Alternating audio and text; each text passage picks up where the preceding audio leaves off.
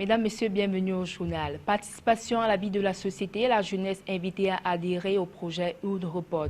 L'appel répond à la dynamique de partenariat liant le gouvernement camerounais et ses partenaires dans la recherche des solutions aux questions de développement. On en parle dans ce journal.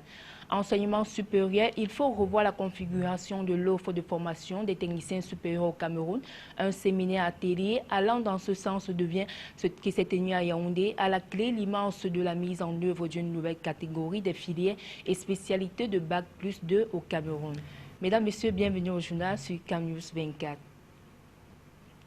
Formation des techniciens des supérieurs, le Cameroun sur la voie de la réforme. C'était au cours d'un séminaire présidé à Yaoundé par Jacques Fameux-Ndongo, ministre de l'Enseignement supérieur. Question de s'arrimer aux exigences des milieux socio-professionnels.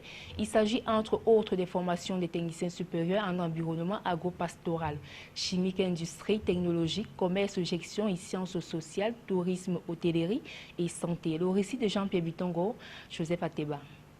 L'organisation de ces assises des programmes des examens nationaux de niveau Bac+2, initiés par le ministère de l'Enseignement supérieur et préparés dans les institutions publiques et privées, tient du fait que ces examens sont devenus des moulins à fabriquer des chômeurs. Selon le ministre Jacques Fameux-Ndongo de l'Enseignement supérieur, le système LMD doit être effectif, exhaustif et performant avec toutes les implications y relatives.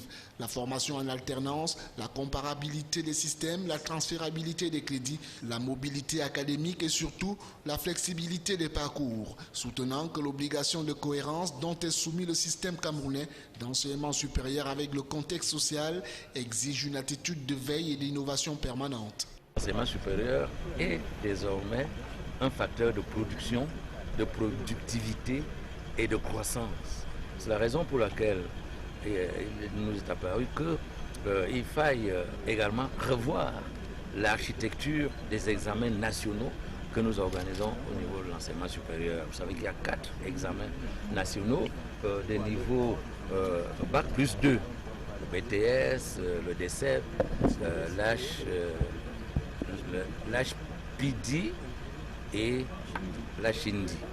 L'objectif de ces assises était de revoir la configuration de l'offre de formation des techniciens supérieurs au Cameroun en mettant sur pied une nouvelle cartographie des filières et spécialités de BTS, de diplômes supérieurs d'études professionnelles et de HND. Cartographie assortie de programmes d'enseignement arrimés aux compétences attendues et définies par les milieux socio-professionnels afin qu'au terme de sa formation, chaque titulaire de ce diplôme accède aisément à un emploi ou soit un créateur d'emplois nouveaux. Participation à la vie active de la société, les populations, notamment les jeunes, invités à adhérer au projet Oud Report, qui est basé sur l'utilisation de la téléphonie mobile et qui s'inscrit dans la dynamique de partenariat liant le gouvernement camerounais et ses partenaires dans la recherche des solutions aux questions de développement. Cérémonie présidée à Yaoundé par Mounoune Foussoup, ministre de la Jeunesse et de l'Éducation civique. Jean-Pierre Bitongo, Joseph Ateba et Géry Eba.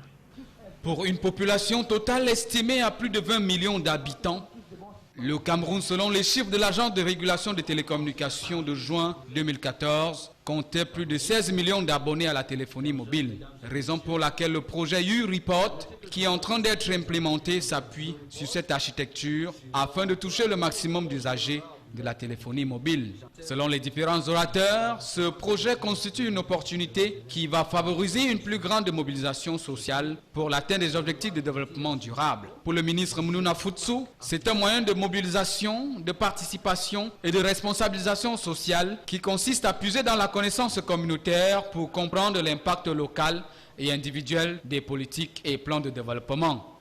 Il y a un moment où nous devons faire des choix. Ce temps est arrivé. Et ce moment est arrivé, c'est ici et maintenant. C'est ici que nous avons rendez-vous avec l'histoire. Et c'est maintenant, nous devons faire le choix d'appartenir ou non à cette jeunesse qui s'engage pour faire changer les choses. À cette jeunesse qui aide à faire changer les choses. À cette jeunesse qui contribue à faire changer les choses. À cette jeunesse qui fait de son engagement influence les décisions. C'est aussi une alternative à l'utilisation abusive des TIC, exposant les jeunes à la pornographie, à la prostitution et à la pédophilie et à d'autres déviances. Pour la phase d'expérimentation dite phase pilote, elle se déroulera dans le département du Mfundi, qui dispose dans la région du centre d'une zone urbaine, périurbaine et rurale. Concernant le démarrage des sondages, il faudra un minimum de 500 inscrits pour atteindre 1050 reporters inscrits et actifs au terme du processus. Le Cameroun, dont les jeunes constituent la frange la plus importante de sa population, a axé sa stratégie de développement, entre autres, sur le développement de son capital humain, à travers un encadrement et un accompagnement de qualité apporté aux populations en général et aux jeunes en particulier. D'où l'invite du ministre Mounouna Foutsou aux jeunes de devenir tous des e-reporters en s'inscrivant massivement sur cette plateforme d'échange entre les populations et les décideurs et dont l'exploitation devrait à terme permettre une meilleure fluidité d'échange d'informations entre les instances de prise de décision et leurs cibles. Crise à l'agence HCR de Douala, le représentant résident du Haut-Commissariat des réfugiés pour le Cameroun a rencontré hier à Douala les réfugiés pour une séance d'échange sur le mémorandum adressé par le collectif au gouverneur du littoral. Il a été question lors de cette discussion houleuse entre Racine Diaye et les représentants des réfugiés devant aboutir à l'origine de cette crise. Les détails avec Géry Eba. Crise à l'agence HCR de Douala, le représentant résident du Haut-Commissariat des réfugiés pour le Cameroun a rencontré hier les réfugiés pour une séance d'échange sur le mémorandum adressé par le collectif au gouverneur du littoral il y a quelques jours. Des discussions houleuses entre Racine Diaye et les représentants des réfugiés ont permis de comprendre l'origine de cette crise. Les détails, c'est avec Géry Eba et Benoît Dormont.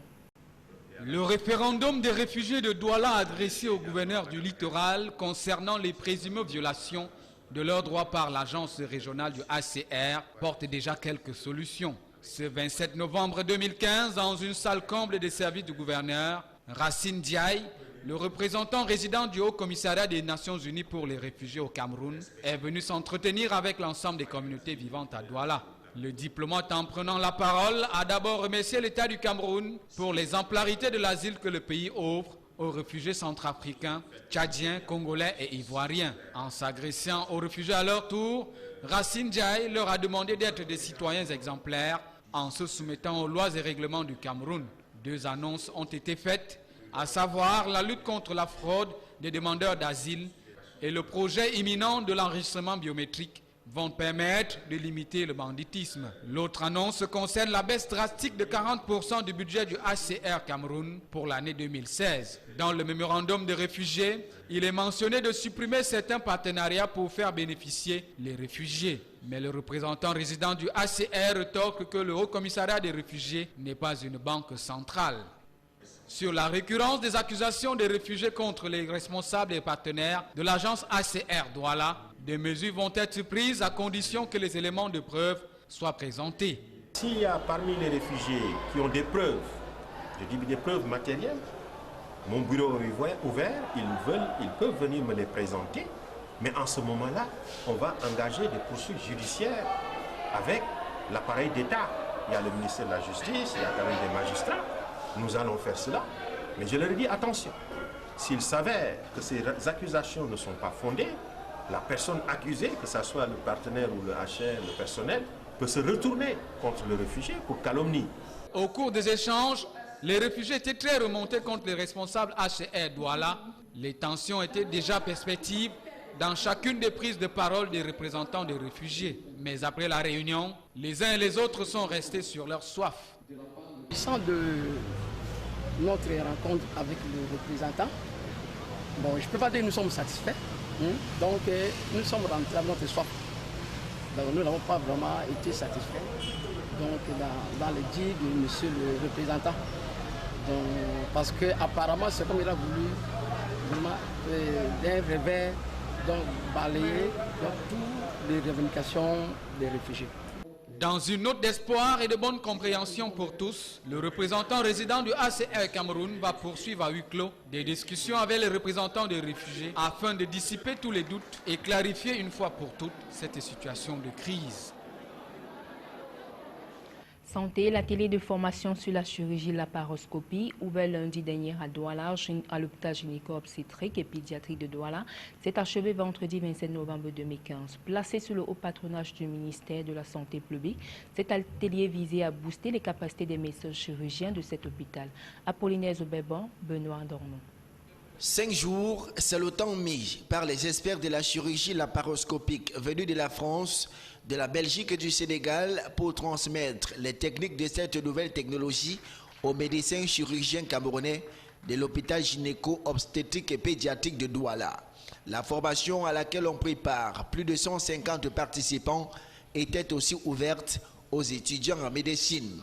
En plus de la formation en salle, à travers les différentes présentations sur vidéoprojecteur, les participants ont également eu droit à une démonstration de cette nouvelle forme de chirurgie lors d'une intervention des experts en bloc opératoire. L'hôpital gynéco-obstétrique et pédiatrique de Douala, qui expérimente cette nouvelle technologie, a réalisé avec succès 13 opérations, dont 6 en gynécologie et 7 opérations du tube digestif au cours de ce workshop. Il faut dire que c'est depuis 2003 que la chirurgie laparoscopique est en expérimentation au Cameroun, mais peine à imprimer ses marques. Le séminaire de Douala semble donc être un rendez-vous qui augure des lendemains meilleurs. Fin du journal, l'information est en continu sur Camus 24.